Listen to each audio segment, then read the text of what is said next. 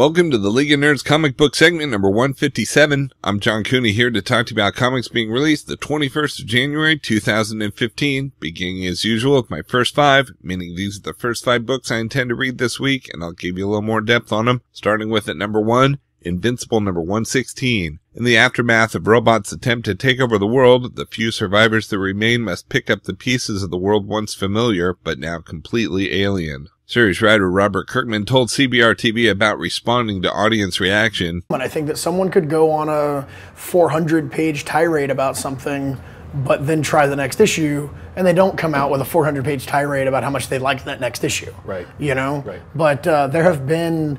issue 110 of Invincible was a fairly controversial issue of that series. Right. And there was a lot of outrage and a lot of, oh, I'm dropping this book, and sales spiked up. Like, that was significantly. That was the rape issue, right? That was the rape issue. It's a startling, yeah. shocking, gut-wrenching moment, and it got people talking, and, you know, but it's a cloud of nonsense online, you know? You never know who's right and who's wrong and whose opinion reflects the masses and who doesn't. And, you know, we deal with this on the Walking Dead show. We deal with this on various, you know, the various comics that I do and at Image, you know, you see things online and you're like, wait, what's happening? Like, what's going on? But you never know what it's real. I mean, it's really... you know, you really have to learn to ignore it to a certain extent, which is, you know, unfortunate to say, but you never know what to think. I mean, it's funny too, because like we're at New York Comic Con, you know, and if I follow my Twitter feed, there's a bit of negativity, not as much negativity as there possibly should be, but 'cause my Twitter feed is actually pretty tame compared to some, but you know, online's very negative, but you come here to New York Comic Con and it's like people shaking your hand saying how much they love you all the time, you know, so you get away from that, like, faceless internet disconnect, and you find that, you know, people are generally very nice, even in New York. At number 2, we've got Guardians of the Galaxy number 23. Venom finally takes a trip home. Can't wait to meet its folks, or the things that spawned it, or whatever. But with the symbiote becoming more and more uncontrollable, this may be seriously bad news for the Guardians. I mean, come on guys, can't they have one nice vacation? Always with the monsters and aliens and lasers and stuff? Series writer Brian Michael Bendis spoke about developing this story. Quote, Planet of the Symbiotes is the name of the story, and right when I started on Guardians, I had this idea that I wanted one member of the Guardians to be a mainstream Marvel character. I thought it would center the book in a nice way, and it would be more inviting to people who previously had trouble finding their way into Marvel Cosmic. That's happened to even the most diehard fans over the course of decades. It's not just with DNA's work. There have been decades of people going, where do I start? There are floating heads, infinity stones, and in-betweeners. It's all a bit much. So if there's one character that we knew that was on board the ship that didn't know everything that Peter, Gamora, Drax, and the rest of the crew knew, it would be a lot easier to get information across to the audience via conversation instead of clunky exposition. Plus, it would help bring the Guardians more towards the center of the Marvel Universe. There would be a sense that it counts more. I was very surprised I got Iron Man for the first arc. I didn't even ask for him, but on the initial list was the Agent Venom character. Dan Buckley and other people thought Venom in this book would be great, but I had not yet wrapped my head around that. I wasn't feeling it. I got the visual, but I wasn't able to see it yet. Then, months into writing the book, I looked at the list and I emailed Tom Brevoort and said, am I nuts, or have we not seen the planet of the symbiotes come from? Did I miss that in the 90s? And lo and behold, we had seen a planet taken over by symbiotes, but had not seen their home planet. So right there I knew I had to get Venom on the team. I was ready to go. I'm doing the Alien trilogy. I had a story, and it was a new adventure for the Guardians as well. Close quote. At number 3, we've got Justice League number 38. The Amazo virus infects the last Leaguer standing, Batman. Series writer Jeff Johns described the challenge of the Amazo virus. Quote, really, it was about the Justice League being unprepared to fight a villain they can't talk to her face or be rational with. There's nothing to do. This is what a virus does as it mutates and grows throughout the arc, and we see how dangerous something like this could be. Close quote. Number 4, we've got Powers number 1. Just in time for the debut of the long-awaited Powers TV show comes this brand new number 1, a perfect jumping-on point for fans new and old. The Eisner Award-winning Powers tells the story of homicide detectives Christian Walker and Dina Pilgrim, who are assigned cases specifically involving powers. If a superhero falls dead from the sky or a supervillain is found dead in the gutter, it's up to Walker and Pilgrim to solve the case. But having barely survived the most harrowing case of their careers and discovering government corruption at the highest level, Walker and Pilgrim are now faced with the most difficult decision decision they've ever had to make, plus the discovery of a power no one has ever seen before. This issue, double-sized for the regular price, will also include an exclusive behind-the-scenes look at the making of Power's TV show with never-before-seen pictures from the set. Series writer Brian Michael Bendis explained the relaunch coinciding with the TV series, quote, "What a miraculous time for Powers as the TV show becomes a reality to millions of PlayStation owners all over the world. What a great opportunity to roll up our sleeves and make a bold new chapter for our characters. As the first issue opens, new powers are popping up all over the place, and with that, new cases and new headaches for our beleaguered Powers detectives. And most importantly, a great new jumping on point for new readers," close quote.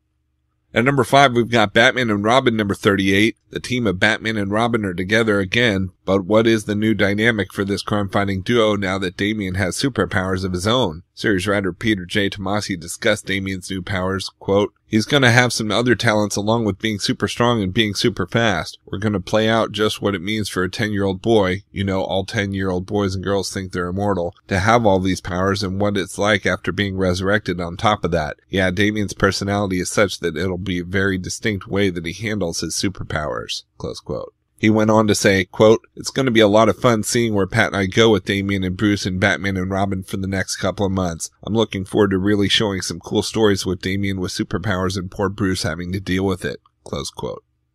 Rounding out the top 10 at number 6, we've got All New X-Men number 35. The All New X-Men continue their adventures in the Ultimate Universe, guest starring Miles Morales and scores of other Ultimate characters. Will either universe ever be the same again? At number 7, we've got Amazing Spider-Man number 13. Spider-Verse Part 5, the final battle begins here. Every Spider-Man ever must fight, and no spider is safe. At number 8, we've got All New X-Factor number 20. At last, the revelation behind the secret of Harrison Snow, guest starring Spider-Man 2099. Final issue. At number 9, we've got Legendary Star-Lord number 8. Couples fight. We all know they do, especially when one half of the couple is Peter Quill. And at number 10, we've got Superior Iron Man number 4, Daredevil on the Rocks. Daredevil discovers the secret to Tony's success. How far will Tony go to stop Matt Murdock from revealing this shocking secret to the world? As Tony's actions become even more questionable, who will conspire to take him down, leading up to the battle you thought you'd never see? For the best of the rest from DC Comics, we've got Batman Eternal number 42. You've been waiting for the debut of Bluebird, and here it is, though this story may not have a happy ending. Next, we have The Kitchen number 3 of 8. Kath and Raven continue to solidify their bloody hold over the rackets of Hell's Kitchen, and we get a glimpse into their childhood and what it was like being rival siblings of the toughest Irish gangster in New York. We've also got Red Hood and the Outlaws number 38. Jason Todd risks everything to save Starfire as he takes on Crux high over the skies above Arkham Asylum. He may be outmatched, but Jason Todd has a new secret weapon, the power of the super drug Venom. Next, we have Teen Titans number 6. The fight for the soul of the Teen Titans continues as Star Labs and the team find themselves bonding over a new common enemy, just as the Titans bring in a new member, Power Girl. And we've got Wonder Woman number 38. With her people against her, Wonder Woman has left Paradise Island more uncertain of her intentions than ever before, and with only the mantle of God of War to turn to, she's challenged to give that up. From Marvel Comics, we've got Black Widow number 14, The Kill List. Natasha wants answers about chaos, and now she has a list of people who have them. One by one, how far can she go and still call herself a hero? Next, we have Captain America and the Mighty Avengers number 4. In the aftermath of Axis, who will lead the Mighty Avengers? What will Captain America's role be, and can Luke's marriage survive? Meanwhile, Power Man and the White Tiger hit the streets to solve the brutal murder of Gideon Mace.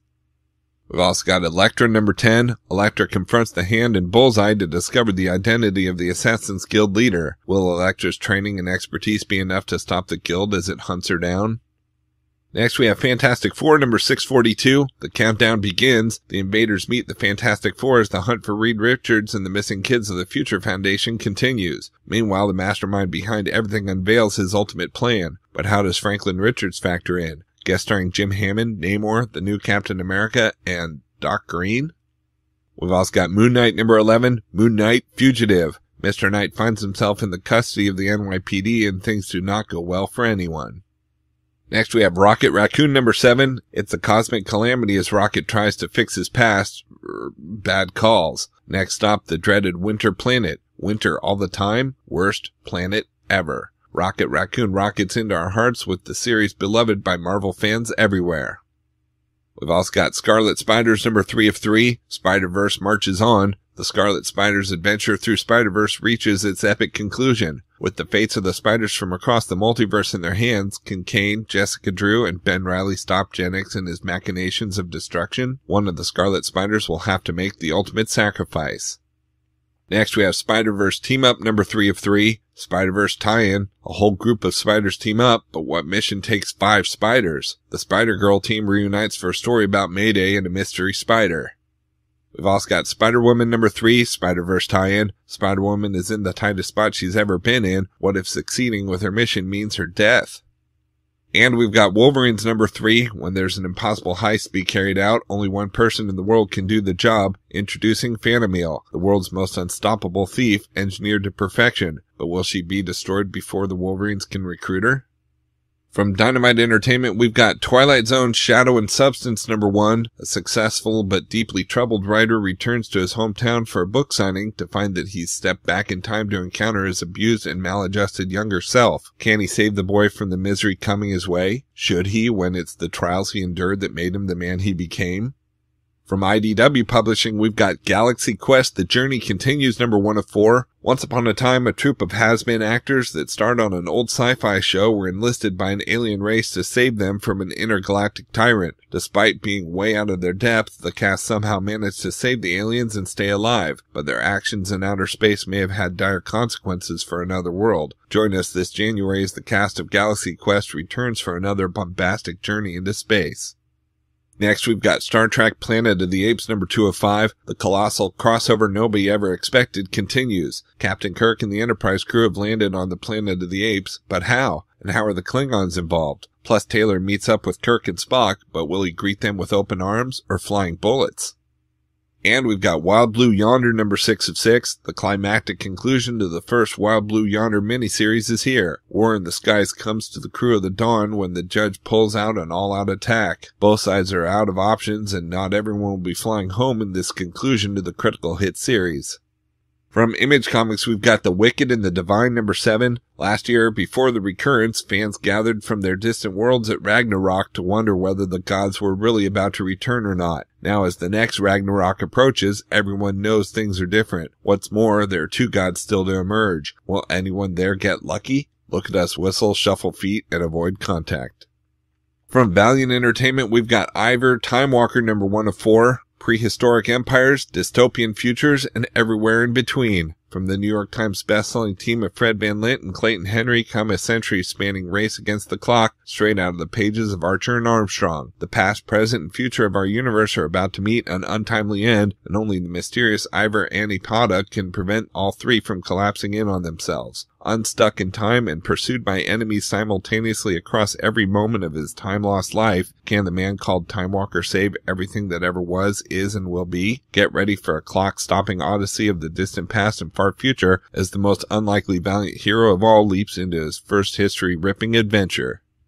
And we've got The Valiant number 2 of 4. From comic book superstars Jeff Lemire, Matt Kent, and Paolo Rivera, the year's most epic new adventure ratchets up the stakes as Bloodshot is drafted into the eons-old war against mankind's oldest, darkest enemy. The immortal enemy has crawled out from the black depths of history to destroy this generation's geomancer and send Earth back to the Dark Ages. Now the Eternal Warrior, Ninjak, and Kay McHenry must overcome their worst nightmares before the unlikeliest of White Knights rides in to save the day. Will he be enough to battle back the unyielding evil that threatens to plunge the Valiant universe into the darkness?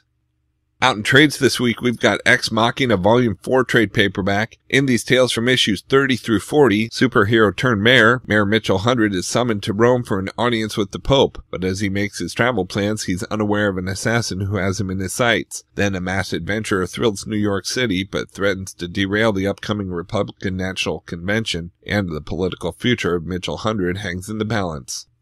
Next, we have Legendary Star-Lord Volume 1 Face It, I Rule trade paperback. Exploring from the pages of Guardians of the Galaxy, Peter Quill battles the Badoon, saves an orphanage, and still finds time to flirt with the X-Men's Kitty Pryde, all in a day's work for the legendary Star-Lord. But when Peter is captured by a bounty hunter with a strange connection to his past, can the two make amends before he's fed to a giant alien? A Badoon death sentence isn't exactly Peter's idea of a good time. Luckily, he's got an ace up his sleeve. But Star-Lord soon encounters the all-powerful Titan responsible for so much mayhem in his life. Thanos. It's a battle to end all battles, but can Star-Lord possibly get out alive? If he does, the vicious Mr. Knife and the ancient cosmic artifact known as the Black Vortex are waiting, collecting legendary Star-Lord number 1 through 5.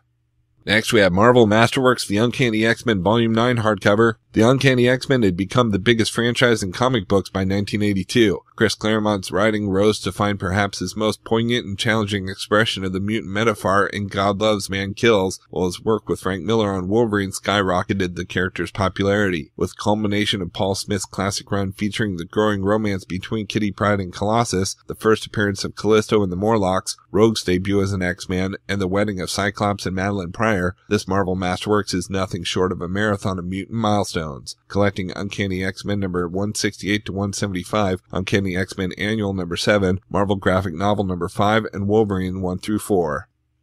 And we've got Black Widow Volume 2, the tightly tangled web trade paperback. On a snowy night in Prague, Black Widow must fight her way out of a disaster alongside the Winter Soldier. And as Isaiah's London business turns complicated, Natasha finds herself fighting against, or alongside, the Punisher for access to a deadly criminal network. But trapped on an exploding oil rig with Crossbones and his Skull Squad, will Frank and Natasha complete their missions or take each other out? Then Hawkeye is back, but could his fight with the Widow cost Isaiah his life? And in the wake of Wolverine's death, Black Widow bonds with the despondent X-23 over punching and espionage, and teams up with the Howling Commandos for a dangerous mission in Afghanistan. But what will the Avengers do when they learn how Natasha has been spending her days off? Collecting Black Widow number 7 through 12 and Punisher number 9.